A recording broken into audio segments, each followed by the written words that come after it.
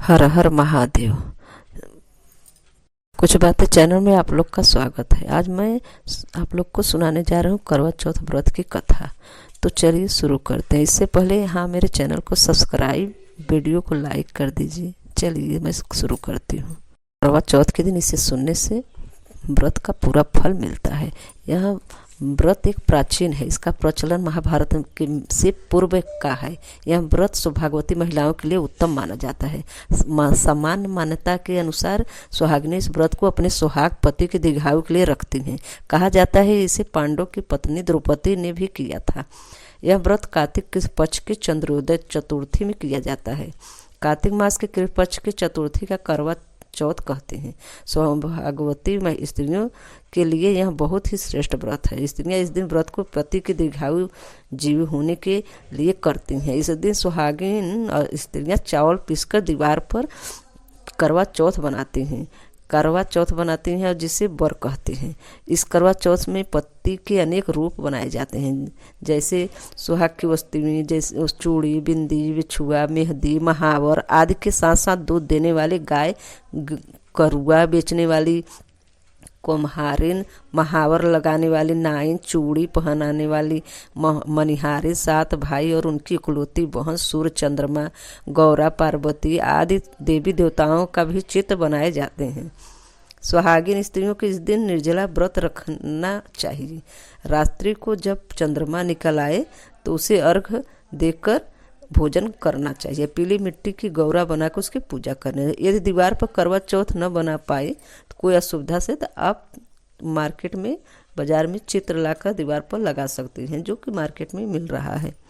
चलिए करवा चौथ व्रत की कथा शुरू कर रहा हूँ। एक साहूकार था जिसके 7 बेटे और एक बेटी थे। 7 भाई और बहन एक साथ बैठकर भोजन करते थे। एक दिन कार्तिक का चौथ का व्रत आया तो भाई बोला, बहन आओ भोजन करें। बहन बोली, आज करवा चौथ का व्रत है, चाँद उगने पर ही खाऊंगी।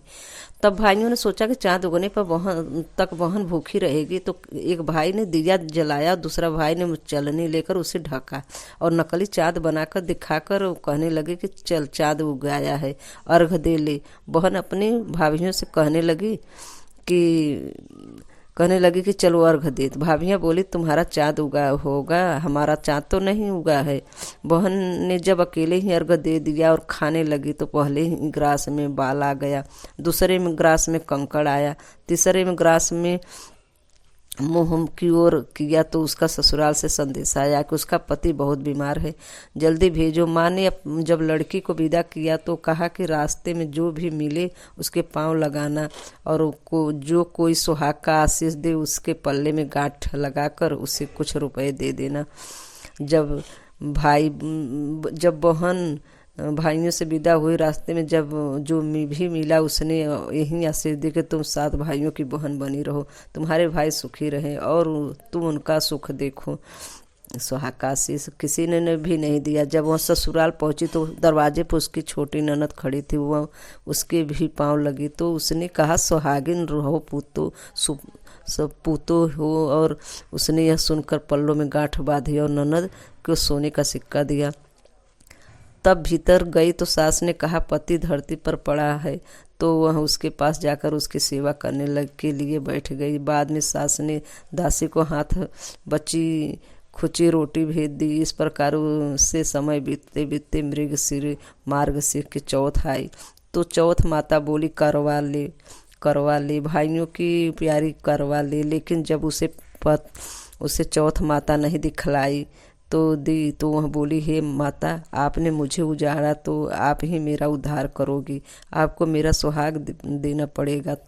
तब उस चौथ माता ने बताया कि पूस की चौथ आएगी, वह मेरे ही से बड़ी है, उससे ही सब कहना, वहीं तुम्हारा सुहाग वापस देगा। पूस के चौथ आकर चली गई, माघ की चली गई, फागुन की चली गई, चैत बैसाख जेठ आषाढ़ की चली गई।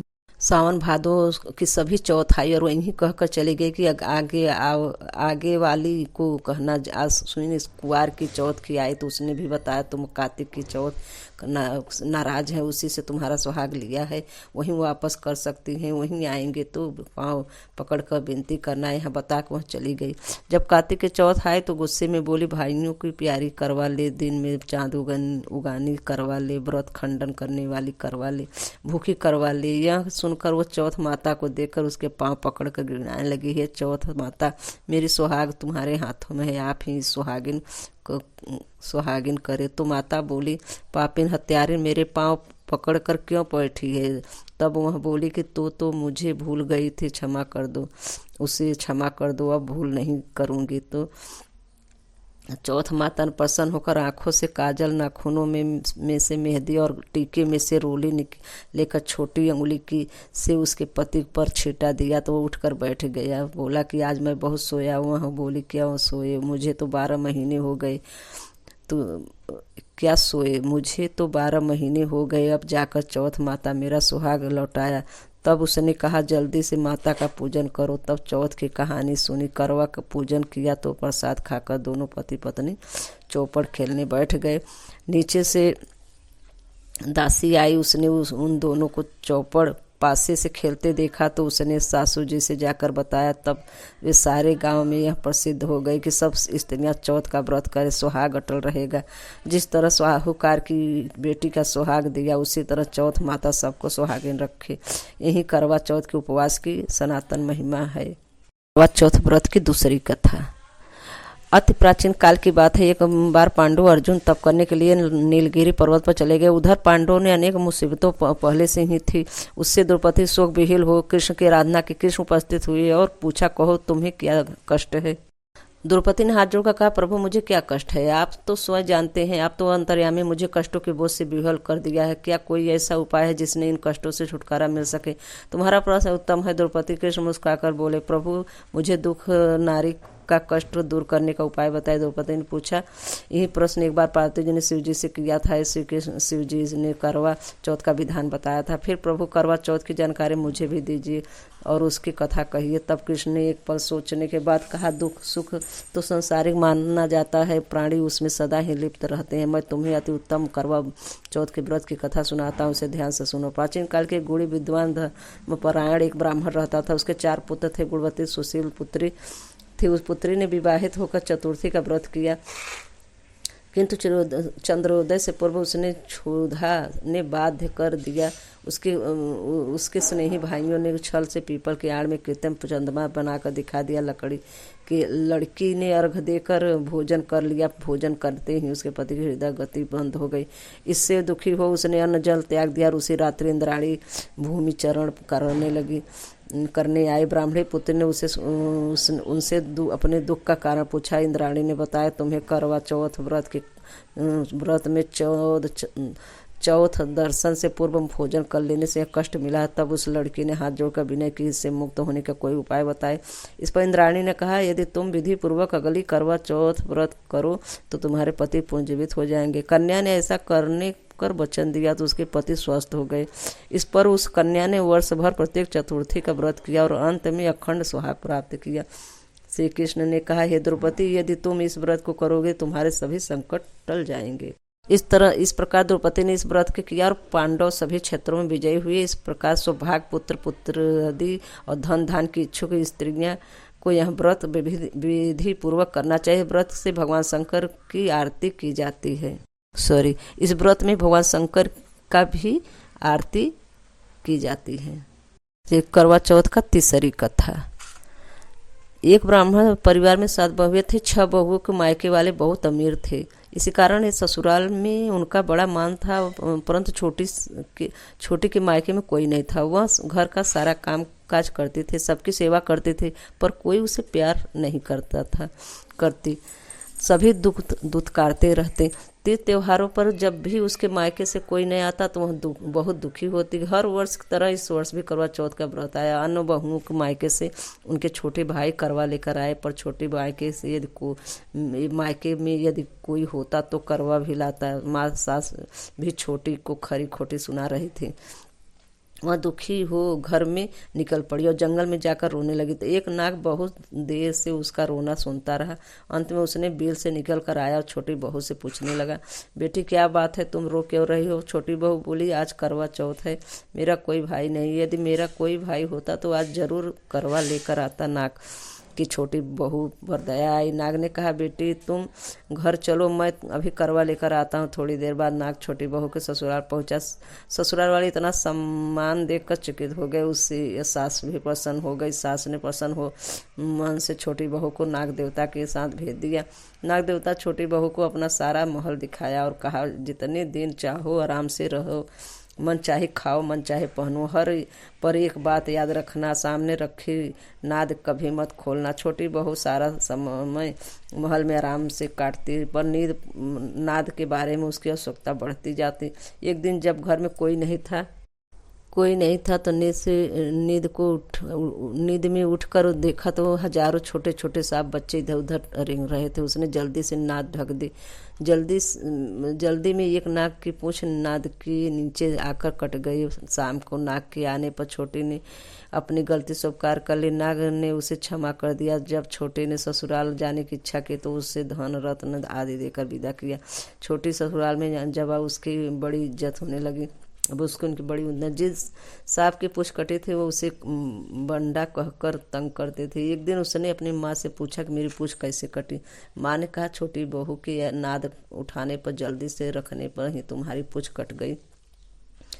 तब वह बोली कि मैं छोटी से बदला लूंगी। माँ बहुत समझाने पर भी वही एक दिन चुपचाप छोटी के घर जा छुपाया और मौका पाकर उसे काटने की सोचने लगा। वहीं छोटी बहू और उसकी सास किसी बात पर बहस हो रही थी। छोटी कसम खा खा कर कह रही थी, मैंने ऐसा नहीं किया।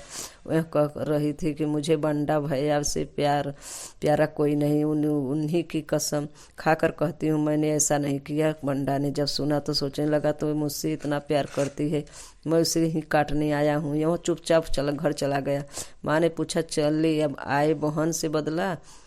वह कहने लगी, माँ वह बहन से कैसा बदला? तभी से बंडा भाई और छोटी बहन हुई। भाई प्रतिवर्ष चौथे के दिन करवा लेकर जाता है और बड़े बहन बड़े प्यार से करवा चौथ का व्रत करती है। करवा चौथ का व्रत का कथा चौथा अध्याय।